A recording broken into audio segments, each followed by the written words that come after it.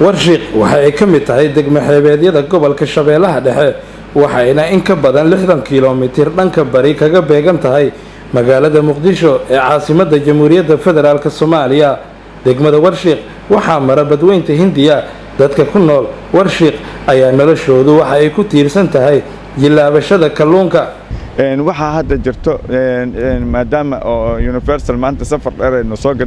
noo soo gashay jabkeeda qarashkeeda ma noogu timid annagoo meesha noogu timid degmada warshiiq noogu timid aad iyo aad ayaan u hambalyahaynaa aad iyo aad ugu mahadsan yihiin Universal shaqaalaha adduunka meel walba ay joogaan iyo kuwa jawhar joogaba aad iyo aad ayaan u soo dhaweeynaa haddaan maamulka degmada warshiiq. Maxamed Cali Yuusuf xogeeyaha degmada warshiiq ayaa sheegay in kalluumaysatada aysan haysan agabyadii ay ku kalluumaysan lahaayeen iyo qaboojiyaal kalluunka lagu kaydiyo. doomood ayaa subaxdii ku kalaxda badda oo kalluun ka hadlo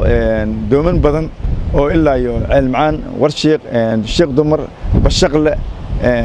intaas waxa reelay meel dhahay intaas ay marsooyin badan aan ku leenahay markaas malaayga ay keenaan waxay keenaan degmada warshiiq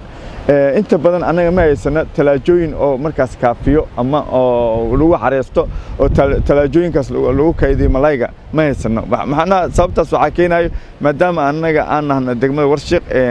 ma awoodno in aan talaajooyin waaweyn u keeno kalluumaysatada. Axmed Xuseen Axmed Shiidka gudoomiyaha maamulka degmada warshiiq ayaa sheegay in kalluumaysatada warshiiq ay dhibaato ku hayaan maraakiibta shisheeye. kalluumaysatadii warshiiq waxay ka caawinayeen oo arkayseen biraha xeebta ku jira oo doomanka ka laayay iyo muxuu ahaay maraakiibta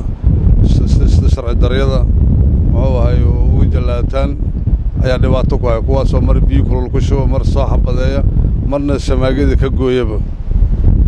sidoo kale gudoomiye Shiidka ayaa ugu baaqay qurbajoogta Soomaaliyeed inay maal gashtaan magaalada warshiiq.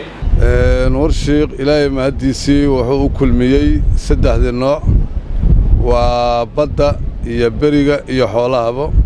waa kalluumaysato waa xoolo dhaqato waa beeraley saddexda bay ku tiirsan tahay warshiiq. degmada warshiiq waxay ka soo bilaabanaysaa Ceelcadde waa degmada ugu xeebta dheer degmooyinka Hirshabeelle markaan u ku sheego degmada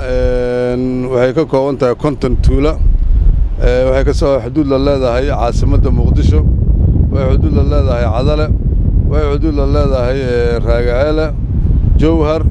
Balcad iyo Muqdisho intaba degmada baaxad weyn marka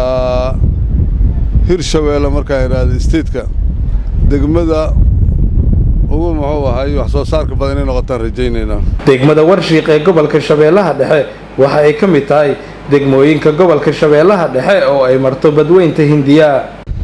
Ismaaciil Cabdulla Sabriye Universal TV degmo xeebeedka warshiiq gobolka Shabeellaha Dhexe.